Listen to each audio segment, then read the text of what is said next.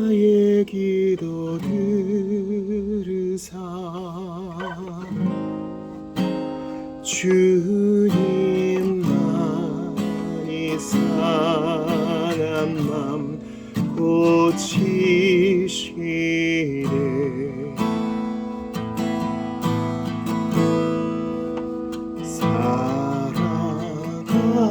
사랑합니다.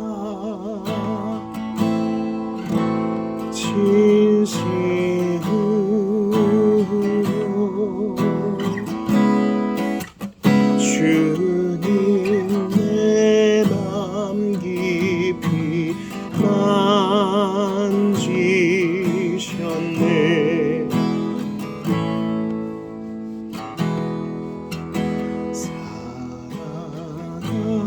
사랑합니다.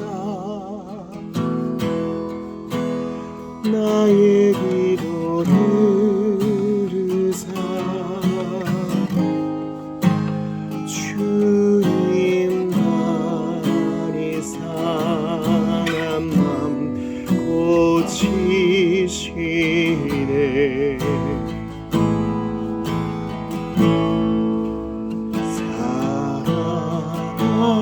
사랑합니다.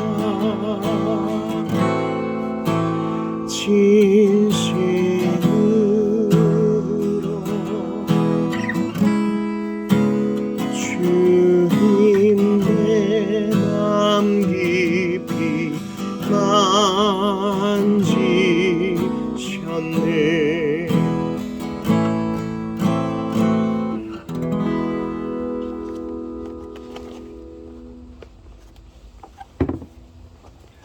우리 계속해서 찬양할 때 주 찬양합니다. 내 마음을 다해 함께 노래합시다. 주 찬양합니다. 내 마음을 다해 주가 하신 놀라운 일들을 세상에 모두 말하리라. 주 찬양합니다. 내 마음을 다해 내가 주를 기뻐하며 찬양해. 할렐루야. 지극히 높으신 이름 찬양해. 할렐루야. 주 찬양합니다. 내 마음을 다해 주가 하신 놀라운 일들을 세상에 모두 말하리라. 주 찬양합니다. 내 마음을 다해 내가 주를 기뻐하며 찬양해. 할렐루야.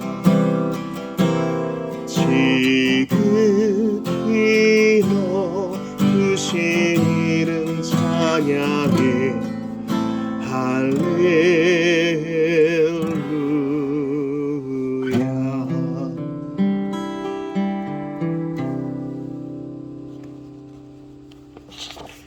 세상의 유혹 시험이 내게 몰려올 때에 나의 힘으로는 그것들 모두 이길 수 없네. 우리 찬양 드리고 하나님 말씀 상고하겠습니다.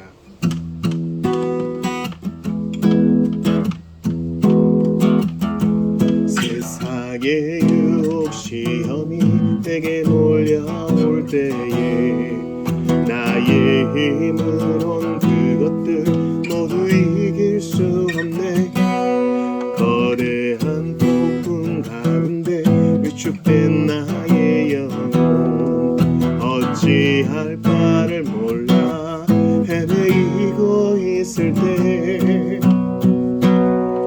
주를 찬양 손을 들고 찬양 전쟁은 나에게 속한 것 아니니 주를 찬양 손을 들고 찬양 전쟁은 하나님께 속한 것이니 거짓과 속임수로 가득 찬 세상에서 어디로 갈지 몰라 머뭇거리고 있네. 공중의 권세 잡은 자 지금도 우리들을 실패와 절망으로 넘어뜨리려 하네. 주를 찬양 손을 들고 찬양 전쟁은 나에게 속한 것 아니니 주를 찬양 손을 들고 찬양 전쟁은 하나님께 속한 것이니 주위를 둘러보면 아무도 없는 듯 믿음의 눈을 들면 보이는 분 계시네. 지금도 내 안에서 역사하고 계시는 사망과 어둠의 권세 물리치신 예수님 주를 찬양 손을 들고 찬양 전쟁은 나에게 속한 것 아니니 주를 찬양 손을 들고 찬양 전쟁은 하나님께 속한 것이니 주를 찬양 손을 들고 찬양 전쟁은 나에게 속한 것 아니니 주를 찬양 손을 들고 찬양 전쟁은 하나님께 속한 것이니.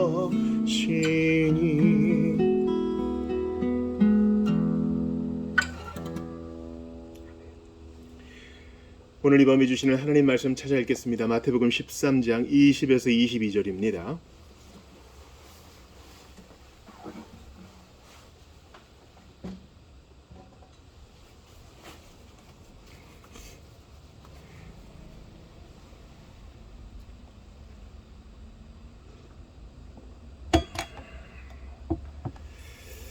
이 밤에 우리에게 주시는 하나님 말씀 마태복음 13장 20에서 22절 한 목소리로 읽겠습니다.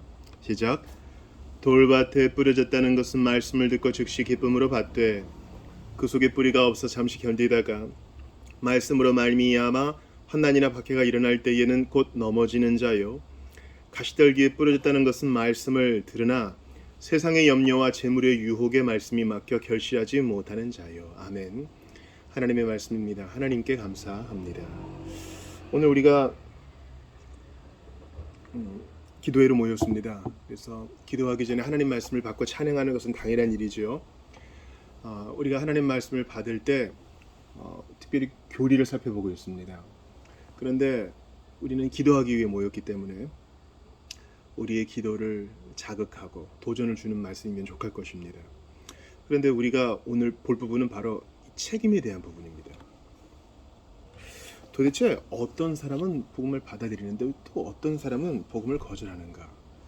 거기에 대해서 이 돌투총회에서 정죄받은 사람들의 입장은 이러했어요. 자, 성경을 보면 너희들이 말하는 대로, 너희 개혁파, 칼빈주의자들이 말하는 대로 택자와 유기자가 있다. 그렇지.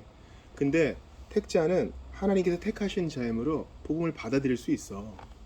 하지만 유기자는 처음부터 유기됐기 때문에 버림받은 바 됐기 때문에 복음을 받아들일 수가 없어.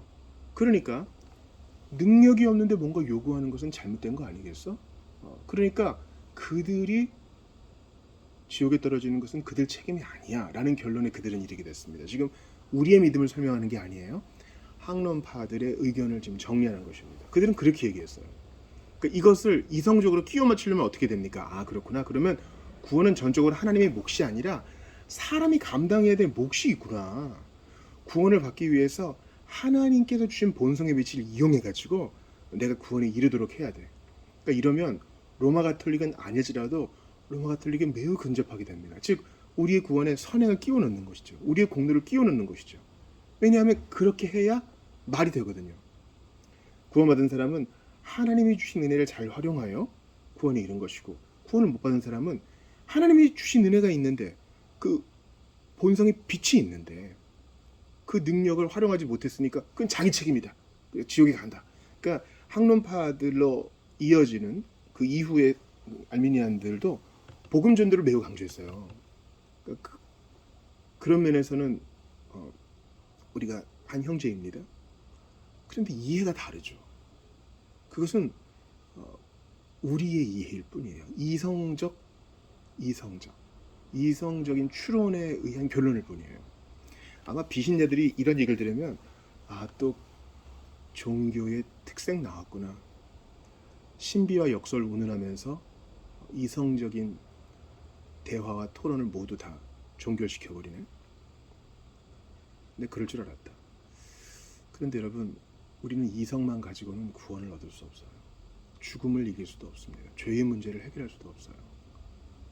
사실 나 같은 사람이 구원받는 게 이성으로 말이 됩니까?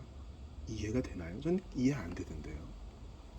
하나님께서 그냥 내버려 두셔도 되는 사람들을 끝까지 인내해서 구원하시는 것은 말이 돼요? 메이크 센스가 돼요? 전 안 되던데요. 그 역설과 신비 덩어리로서 제가 여러분께 말씀드립니다. 우리는 성경이 가는 데까지만 사유하고 성경을 받아들일 책임이 있지, 성경을 제 멋대로 짜깁게 할 책임은 없어요. 그럴 권리가 없다고요. 성경은 뭐라고 얘기합니까?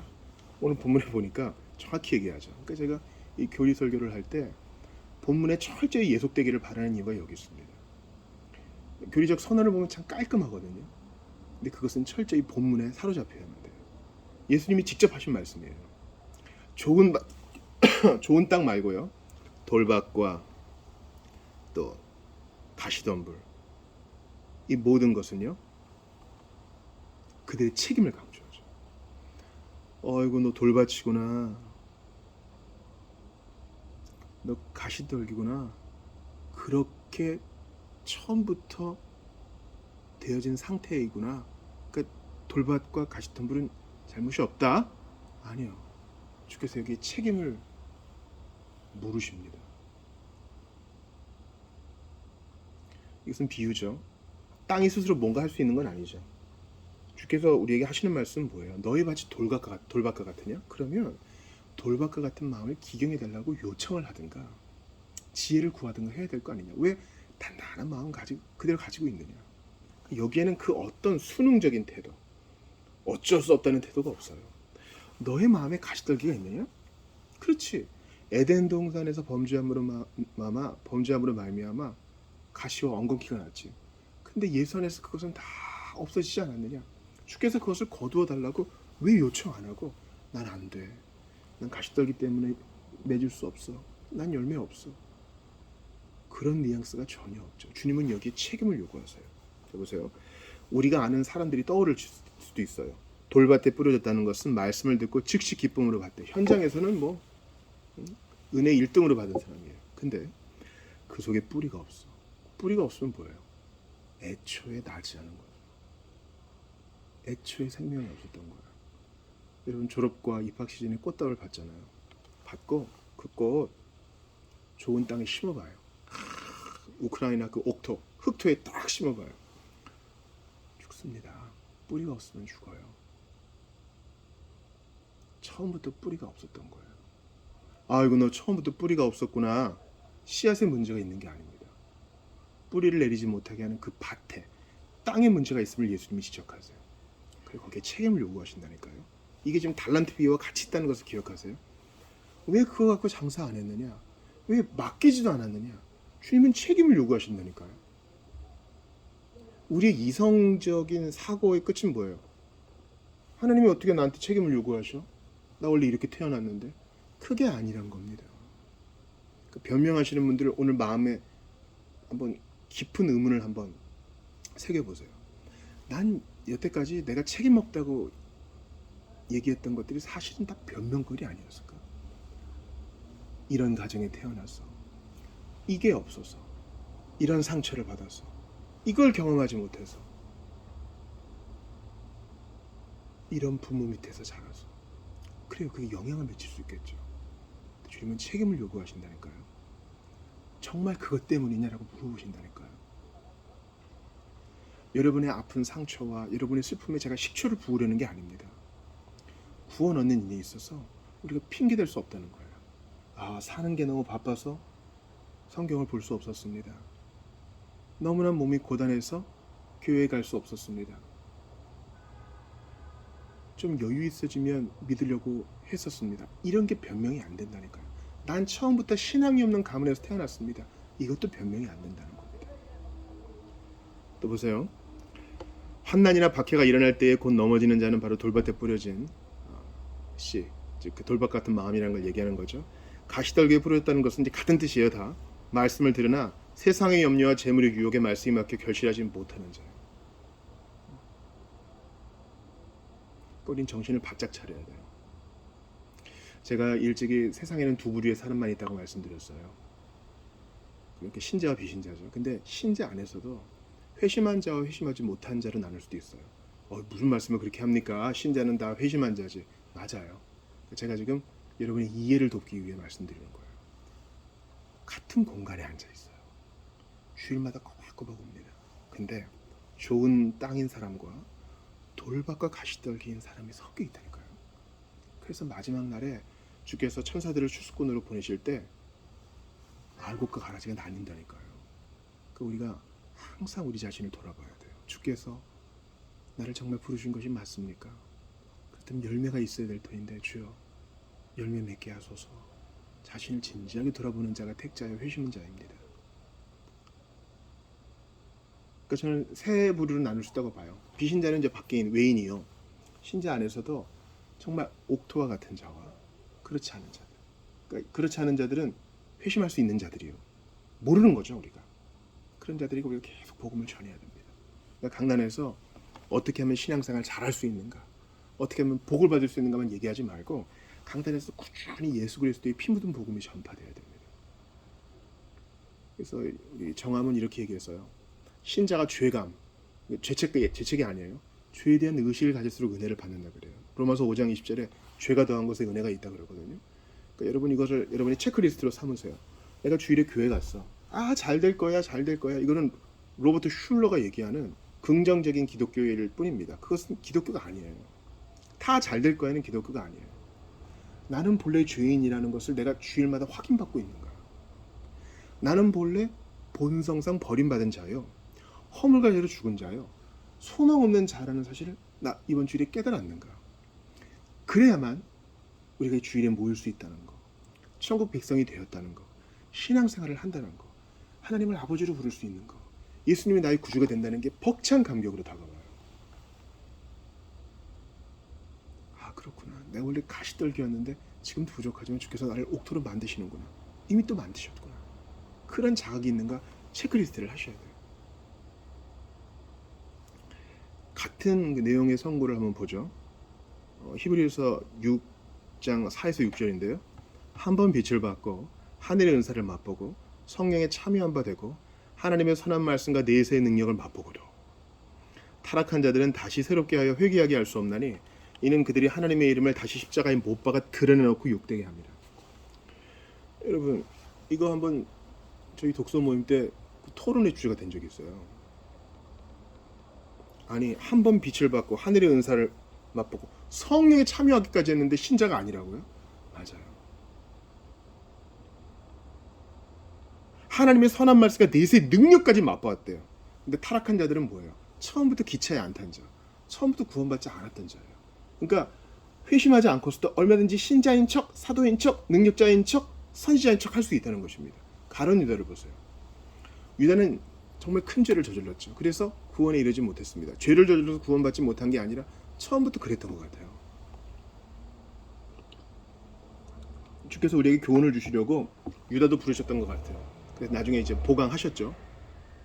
유다는 3년 동안 혹은 3년 반 동안 예수님을 따라다니면서 엄청난 기적과 이적을 맛보고 자기도 했어. 주님이 70인 전도대 파수할 때도 그렇고 2명씩 보낼 때도 그렇고 자기 손으로 귀신을 쫓아내고 이적이 베풀어지는 것을 경험했다니까요. 자기가 능력의 통로가 되는 것을 경험했어요. 근데 보세요. 데마 같은 자도 전도단의 일행이었다가 바울을 떠나버리죠. 배반해버리잖아요. 이게 우리에게 얘기하는 바가 뭡니까? 우리는 모른다는 거예요. 아, 이거 저거 가시떨기네 저거. 아이고, 저 열매 못 맺겠어. 저 돌밭이네 저거. 씨앗 뿌려봤자 소용이 있겠어? 뿌리지 마. 아니요. 누가 알아요? 주께서 그 땅을 기경하시고 아니면 지진과 같은 일을 통해서든지 어떤 일을 통해서든지 옥토를 만드실지 누가 알아요? 우리가 할 일은 복음의 씨앗을 계속 뿌리는 거예요. 택제와 유기제는 하나님만 하시는 거예요. 그리고 이제 우리가 마지막에 깜짝 놀라는 거예요. 정말 우리 시대의 선지자여 하나님의 사람이라고 했던 사람이 사실은 하나님의 아들을 다시 십자가에 못 박아 드러내놓고 욕되게 하는 정죄를 받는 사람이었다는 사실을 우리가 보게 된다면 얼마나 놀라겠어요. 우리 구원의 근거는 신앙의 인물이 아닌 예수 그리스도에게 있어야 됩니다. 주님은 그에게 책임을 물으신다 그래요. 너 누구보다 구원받을 만한 가능성 많았어. 누구보다 천국에 들어갈 수 있는 좋은 자격을 갖추었어. 근데 그런 것을 뒤로하고 끝내 믿지 않았다. 주님이 책임을 물으신다는 거예요. 어쩔 수 없다는 천국 문 앞에서는 들을 수 없는 말이에요. 아시겠어요, 여러분? 목사님 왜 그런 말을 하세요? 복음을 못 들은 사람, 또 오지에 있는 사람들은 어떻게 해요? 누차 강조하죠. 그건 여러분의 고민거리가 될 수 없어요. 하나님은 그런 자들에게도 양심의 율법, 양심의 법을 적용하셔서 어떻게든 더듬어 하나님을 찾게 하시니 우리가 할 일은 복음을 전하고 선교사를 파송하고 모든 민족이 구원받기를 위해 기도하면서 주의 재림을 바라는 것밖에 없습니다. 그러니 내 영혼을 돌보자고요. 나는 정말 구원받고 나는 정말 회심했는가? 나는 정말 믿었는가? 나는 정말 오늘도 죄인이자 의인으로서 하나님의 자녀됨의 정체성을 가지고 사는가? 나는 이 땅의 집이 아니라 본향을 향해 가고 있는가? 여러분, 학교에 있는 아이들, 학원에 온 아이들이 제일 많이 하는 말 뭔지 아세요? 쌤, 집 가요. 이거 제일 많이 해요. 집 가고 싶어요. 어떤 분은 이것을 금기어로 정했더라고요. 그거 참 이해가 되는 거예요. 뭐 집에서 대단한 일이 기다리고 있는 것은 아니지만 집은 편하잖아요. 안식의 곳이잖아요. 우리는 그것을 사모해요. 전쟁터로 한번 가봅시다. 제1, 2차 세계대전. 사실 전쟁의 명분은 순애들, 지도자들이 가지고 있는 것이지 징집되어서 참호 안에서 싸우는 병사들은 그런 거 몰라요. 처음에는 뭐 무장됐을지 몰라도 전쟁이 1년, 2년, 3년 지속되면 명분은 사라지고 나 여기 왜 있지? 그리고 집 가고 싶다 이 생각밖에 없어요. 여러분, 오늘 이 밤에 빨리 본향에 가고 싶다, 빨리 천국 가고 싶다. 주님, 이 땅은 피로와 고생뿐입니다. 저 빨리 주님 나라 가고 싶습니다. 이렇게 진정 고백한다면 여러분은 회심자일 수 있어요. 정말 여러분 진지하게 구원을 바라는 자, 구원 받으신 분일 수 있어요. 단지 어려움을 모면해서가 하기 위해서가 아니라 정말 이 땅에서의 일들은 허무합니다. 저는 영원한 나라를 사모합니다. 이 땅의 일들을 초계처럼 여깁니다. 다 불로 심판하신다 그랬는데 나를 구원하신 주님, 빨리 주님 예비하신 처소로 저 영접해 주십시오. 이런 소망을 갖고 있다면 여러분은 옥토예요. 그 소망 가지고 계속 밀고 나가시기를 바랍니다. 이제 신앙 고백의 내용을 보시죠. 셋째와 넷째 교리, 회심에 대한 거예요. 인간의 타락, 하나님께 돌이키는 것과 그 일이 일어나는 방식에 관하여 구항을 봅시다. 부르심을 받은 사람이 오지 않는 이유 같이 읽어요. 복음의 사역을 통하여 부르심을 받은 사람이 많지만 어떤 사람이 나오지 않고 회심하지 않는 것은 복음의 결함이 있거나 복음이 제시하는 그리스도께 부족이 있거나 복음으로써 그들을 부르시고 심지어 그들에게 다양한 은사를 주시는 하나님께 과오가 있기 때문이 아닙니다. 그 잘못은 바로 그들에게 있습니다. 그들 가운데 어떤 사람들은 생명의 말씀에 주의를 기울이지도 않고 받아들이지도 않습니다. 또 어떤 사람들은 받아들이긴 하면서도 마음으로는 받아들이지 않고 따라서 일시적 신앙의 기쁨이 사라져버리면 그들도 돌아섭니다. 가시떨기와 돌밭이죠. 또 다른 어떤 사람들은 세상의 염려와 즐거움이라는 가시나무로 말씀의 씨를 질식시키고 따라서 아무런 열매도 맺지 못합니다. 이러한 사실을 우리 주님께서는 씨 뿌리는 사람이 비유해서 가르쳐 주셨습니다. 그렇습니다. 그래서 여러분, 지옥에 떨어진 사람은요, 억울하다고 할 사람이 아무도 없어요. 주님의 심판정 앞에서 낱낱이 선포되는 그 정죄의 이유, 판결문을 듣게 되면 우리는 고개를 들지 못할 것입니다. 다 맞는 얘기거든요. 할 수 있었는데 안 했던 거, 마음이 없었던 거, 원치 않았던 거, 알면서도 고집을 부렸던 거에 대해서 수긍할 겁니다. 우리도 이런 사실을 요즘 보지 않습니까? 재판이 진행될수록 처음에는 완강하게 거부하던 사람들이 마지막에는 인정하고야 맙니다. 회유됐다는 말이 아니라 검사와 변호인들과 또 많은 신문과정 속에서 자신이 행한 일에 엄청난 해악들을 직면하게 되고 울음으로 답하게 되는 것입니다. 역사 속에서 이런 일들이 얼마나 많아요. 반면에 천국에 입성한 사람들은요, 어떻게 이런 일이 나에게, 그리스도께서 행하신 일로 인해 찬양합니다. 그들은 억울하지 않아요. 감격합니다. 나 같은 사람을 구원하신 하나님께 대한 찬양과 감사밖에 없어요. 여러분, 영생을 억울해하면서 보내 계십니까? 영생을 억울해하면서 보내고 싶으세요? 아니면 영생을 기쁨과 찬양과 경의와 감사로 보내고 싶으세요? 누구도 억울해하면서 고통을 당하며 영원한 시간을 보내고 싶지 않을 거예요. 그러므로 지금 살아 숨쉬고 복음을 들을 수 있을 때 주 예수 그리스도를 믿으십시오. 예수님은 죄인을 위해 이 땅에 오셨고 십자가에 달려 죽으셨고 죄인 대신 죄인을 구원하시려 무덤에서 부활하셨습니다. 그리고 승천하시어 지금도 우리를 위해 기도하십니다. 돌아와라. 마지막 재림의 시간이 오기 전에 어서 돌아와라. 단순히 교회 나와라 이런 뜻만은 아니에요. 네가 죄인임을 인정하고 나에게로 돌아와 나와의 사귐을 다시 회복하자. 주님 말씀하십니다. 그러면 교회 생활은 당연히 이루어지는 것이죠. 여러분, 주께서 여러분을 구원시키시기 위해 절망케 하실 수도 있어요. 왜냐하면 절망과 육체의 아픔과 마음의 상심이 아니고는 못 돌아서는 사람이 있거든요. 그러니 주께서 아프게 하실 때 저 여기 있습니다. 나를 살리시려고 아프게 하신 줄을 믿습니다. 저 당신을 믿겠습니다. 믿는 게 뭔지 모르지만 가르쳐 주십시오. 이 단순한 마음으로 예수께 나오는 여러분 되시기 바랍니다. 베드로 후서의 내용을 한번 보세요. 베드로 후서 2장 14절이에요. 음심이 가득한 눈을 가지고 범죄하기를 그치지 아니하고 굳세지 못한 영혼들을 유혹하며 탐욕에 연단된 마음을 가진 자들이니 저주의 자식이라. 이런 사람들이 있다는 거예요. 이런 사람들도 뭐 할 수 없다고요? 핑계할 수 없고 억울해할 수 없어요. 기회가 있었는데 발로 차버린 거예요. 단단한 땅을 더 쾅쾅쾅쾅 밟아서 더 단단하게 만드는 거예요. 여러분, 공원 가는 길에 정상적인 길이 있을 거 아닙니까? 그런데 자세히 보면은요, 사람들이 하도 많이 밟고 지나가서 자연스럽게 트레일, 그러니까 진입로가 돼버린 경우가 있어요. 그런 경우 많이 보셨을 거예요. 그 진입로가 돼버린 길에는 잔디와 풀이 자랄 수 없습니다. 계속 사람이 밟고 지나가니까. 그런 거예요. 이미 단단한 마음인데 계속 꼭 밟는 거예요. 그래도 난 내 힘으로 살 거야. 그래도 예수 같은 건 필요 없어. 교회는 마음이 약한 사람이라 다니는 거야. 그러다가 건강이 약해지고 돈이 떨어지고 은퇴를 하게 되고 내가 뭔가 할 수 없을 게 될 때에 예수를 한번 믿어볼까? 근데 지금은 좀 안 되지. 좀 체면이 좀 있고 그때 가보자. 이미 늦은 겁니다. 바로 지금 가야 돼요. 바로 지금 무릎을 꿇으셔야 됩니다. 당신이 계심을 알았지만 제가 거부했습니다. 당신이 계실 때는 수많은 증거들이 있었지만 제가 무시했습니다. 이 설교를 들으시는 신자 여러분들께 권합니다. 이런 자들을 주께서 예비해 놓으세요. 이 사람이 이런 마음을 가지게 된 것은 누구의 권면과 누구의 설득 때문이 아니었습니다. 주의 성령께서 그 사람 안에서 하신 일이에요. 수많은 증언들이 생각나게 하셨겠지만 결국은 하나님이 하신 일이에요. 이런 자들을 야, 복음의 말씀이 들려지는 곳이 있는데 같이 가자.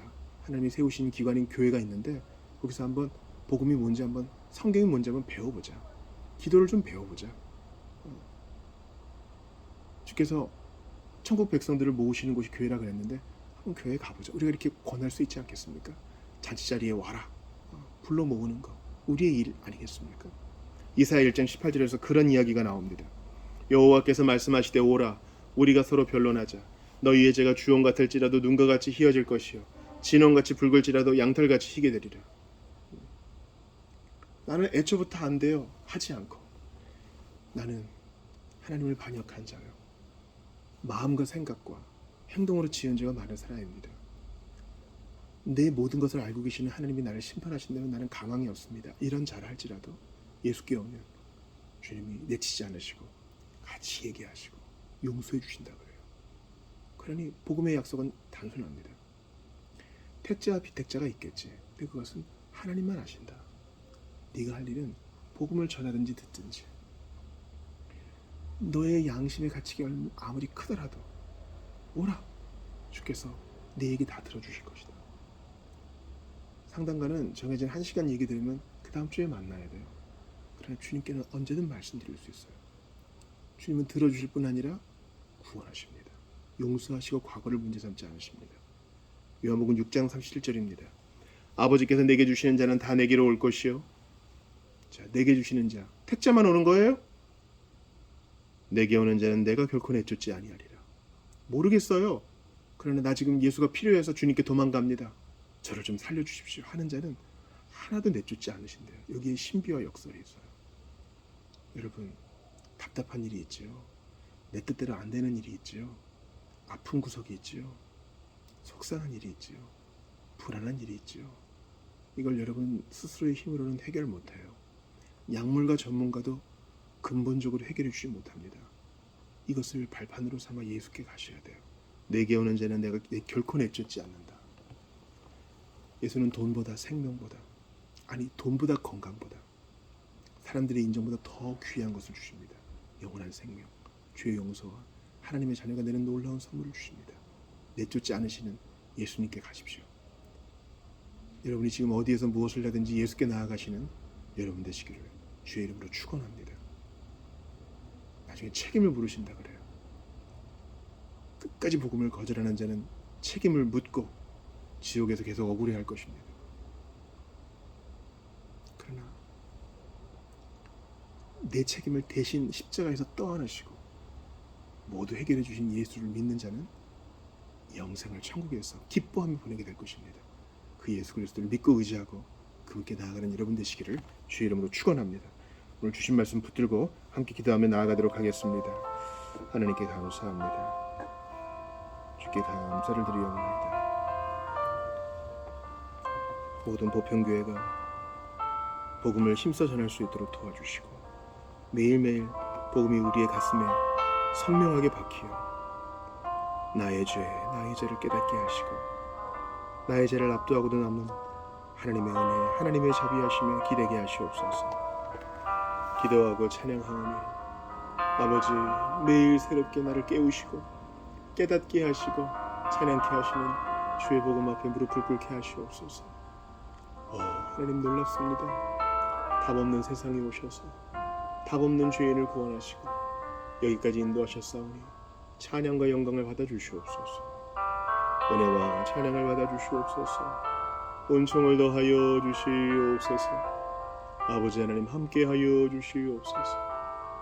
주님이여 도망가고 싶은 현실 속에 있는 자들 한 가지로 위로하여 주시고 주 예수님 그 어떤 것보다 귀한 주 예수님 복음으로 우리의 살 길을 열어놓으셨고 복음으로 우리에게 유의미한 인생을 열어놓으셨고 복음으로 참 기쁨과 행복의 길을 열어놓으셨으니 절망 속에 주님을 바라봅니다. 태람 속에 주님을 바라봅니다. 은혜를 더하여 주시옵소서. 한 사람 한 사람 붙들어 주시옵소서.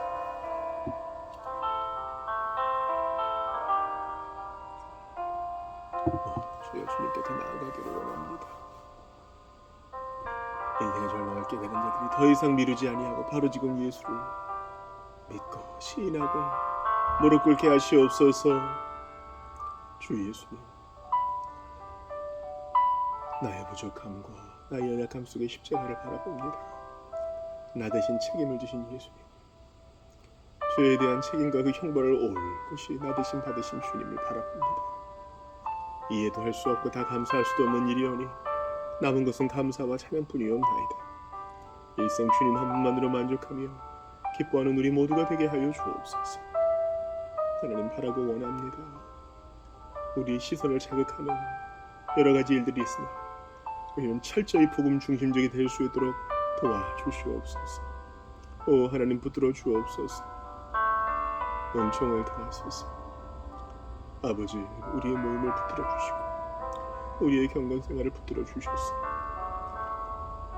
본향에 갈 때까지 후회 없는 여정 되기를 바랍니다. 자주 넘어지나 그럼에도 불구하고 연약한 자를 위해 기도하고 복음을 들어야 되는 자를 위해 기도하고 나 스스로가 복음으로 인해 뜨거워질 수 있기를 또한 기도합니다. 아픔은 또 얼마나 많은지, 고통은 또 얼마나 많은지 이 세상은 복음을 필요로 하고 있습니다. 벌떼와 같은 하나님의 사람들을 일으켜 주셔서 있는 자리에서 복음을 말하고 예수를 자랑하며 증거하는 우리 모두가 되게 하시옵소서. 억지로의 선전이 아니라 내가 믿고 보고 만지고 경험했던 예수님을 증거하고 자랑하는 우리 모두가 되게 하시옵소서. 말과 행동과 충언과 때로는 삶을 대하는 모든 방식으로 복음이 전방위로 증거될 수 있도록 도와주시기를 간절히 바라고 원합니다. 주여, 바로 이때가 아니옵나이까? 주의 크신 일을 드러낼 때가 이때가 아니옵나이까? 아버지, 은혜를 베풀어 주옵소서. 함께하여 주옵소서. 부족하고 연약한 것밖에 없사오니 우리 하나님 도와주시옵소서. 그렇습니다. 복음을 맡은 모든 성도들이 각자의 방식으로 각자의 자리에서 창의적으로 복음을 전할 수 있도록 도와주시옵고, 아버지, 인내와 믿음과 소망으로 끝까지 입맞은 자로서의 사명을 잘 감당할 수 있도록 도와주셔서, 지금은 전투 중이요 우리는 아직 칼집을 꽂지 아니하였사오니 모든 마귀의 불화살을 소멸하고 하나님 원하시는 일들을 잘 감당할 수 있기를 바랍니다. 때로 웁니다. 눈물을 흘립니다. 그러나 주께서 능히 위로해 주시옵소서.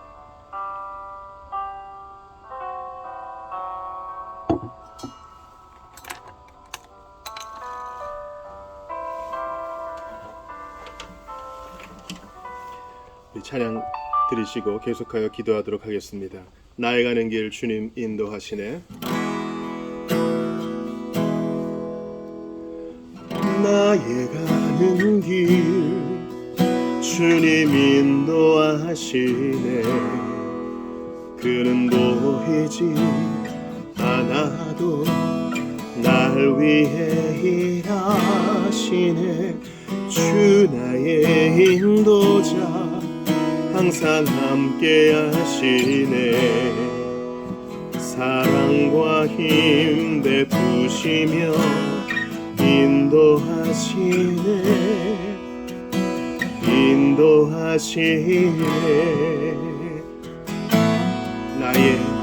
나의 가는 길 주님 인도하시네. 그는 보이지 않아도 날 위해 일하시네. 주 나의 인도자 항상 함께 하시네.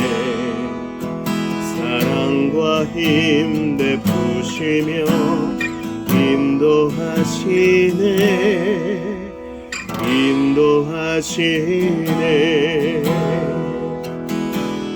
광야에 길을 만드시고 날 인도해. 사막에 강 만드신 것 보라. 하늘과 땅 변해도 주의 말씀 영원히 내 삶 속에 새 일을 행하리. 나의 가는 길 주님 인도하시네. 그는 보이지 않아도 날 위해 일하시네. 주 나의 인도자 항상 함께 하시네. 사랑과 힘 베푸시며 인도하시네. 인도하시네.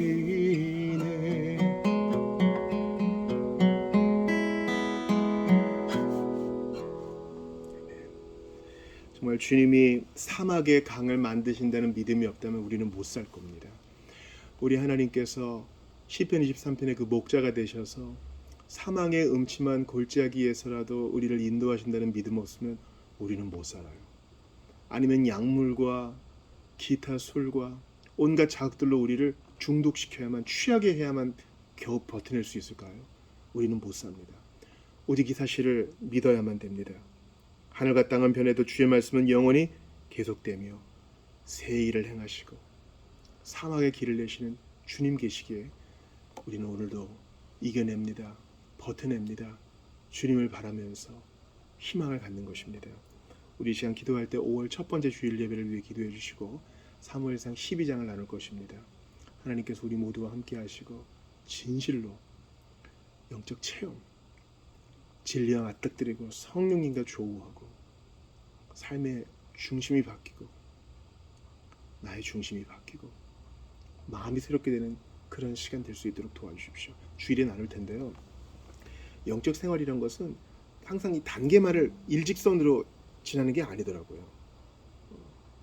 때로는 뒤로 퇴보하는 것 같아 보이고 어떨 땐 점프하는 것 같아 보이고 그렇습니다. 우리가 이것을 어떻게 다 표시할 수 있을까요? 그건 몰라요. 천국 가면 알겠죠. 그러나 중요한 것은 매 순간마다 영적인 체험, 분명한 본질을 경험하는 것입니다. 정말 예수님을 경험하고 하나님을 체험하고 복음을 깨닫고 이런 놀라운 일들이 있을 수 있도록 도와주십시오. 우리뿐만 아니라 모든 나라와 세계에 있는 교회들 가운데, 선교지 가운데 이런 일들을 이루어 주시옵소서. 후원 기간을 위해 기도해 주시고 북한을 위해 기도해 주시고 전쟁 중에 있는 나라를 위해 기도해 주시고 지도자들을 위해 기도해 주시기를 바랍니다. 자신을 위한 기도와 전도 대상자들을 위한 기도도 잊지 말아 주시기 바랍니다. 함께 기도하며 주께 나아갑시다. 하나님께 간절히 기도합니다. 아버지 하나님, 은혜를 베풀어 주시옵소서. 5월 첫 번째 주 사무엘상 12장을 나눌 터인데 정말 중요한 진리를 우리에게 맡기신 줄을 압니다. 이걸 가지고 진실히 살펴보고 깊은 찔림과 도전과 위로를 받아 주 예수님을 바라보고 도우신 예수님 바라보고 굳건히 일어날 수 있도록 도와주옵소서. 기도하여 만사가 다 변하는 것은 아니라 주님은 이미 놀라운 것들을 우리에게 베푸셨고 그것을 볼 수 있게 하시며 오늘도 위로하신다는 사실을 믿고 이 신비 가운데 깊이 들어가는 우리 모두가 되게 하시옵소서. 아버지 하나님 간절히 부르 바라보고 원합니다. 주님이 필요합니다. 주님이 필요합니다. 우리 모두와 함께하여 주옵소서. 주님과 함께 하시고 고난 중에 있는 자들을 기억하여 주옵소서.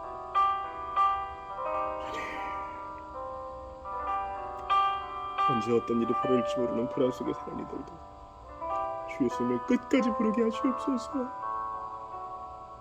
가족을 잃은 상실 속에 사랑하는 이를 잃어버린 아픔 속에 있는 자도 위로하시옵소서.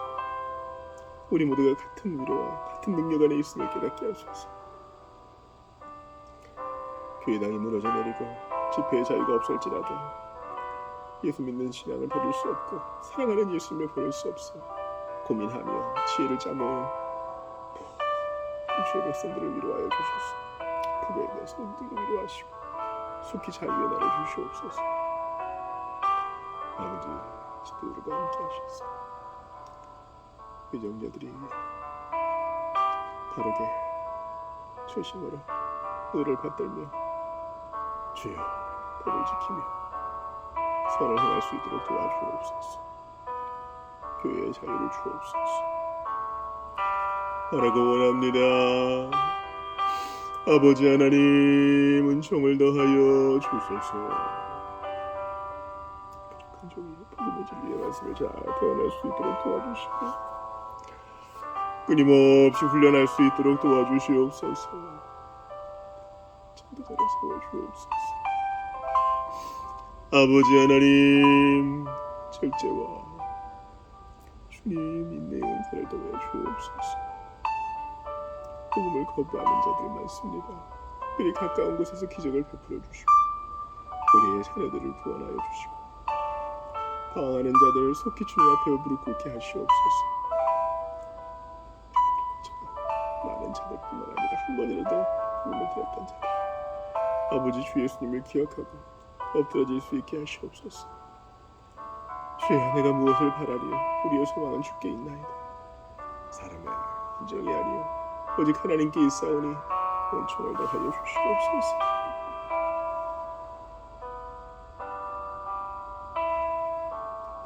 원기가 기억하여 주시고 일꾼만 하시고 이바에 흔들려 주시는 사께서 주님 인생만 박정사께서 붙들어 주옵소서. 아버지 기억하여 주시옵소서. 주님 밖에 없는 길 붙들어 주시고 아버지 용서주셔서 붙들어 주시고 주님 준비해서 붙들어 주시고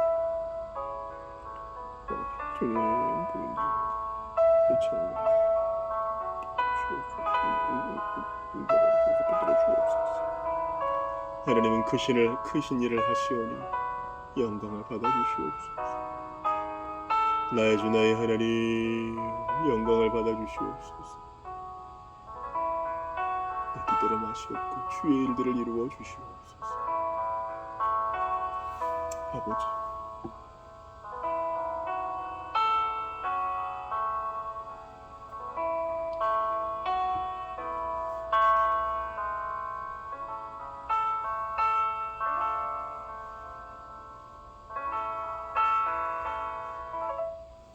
주기도 하시고 개인기도 하시다가 들어가시기 바랍니다. 하늘에 계신 우리 아버지요, 이름이 거룩히 여김을 받으시오며 나라가 임하시오며 뜻이 하늘에서 이루어진 것 같이 땅에서도 이루어지이다. 오늘 우리에게 일용할 양식을 주시옵고 우리가 우리에게 죄 지은 자를 사하여 준 것 같이 우리 죄를 사하여 주시옵고 우리를 시험에 들게 하지 마시옵고 다만 악에서 구하시옵소서. 나라와 권세와 영광이 아버지께 영원히 있사옵나이다. 아멘.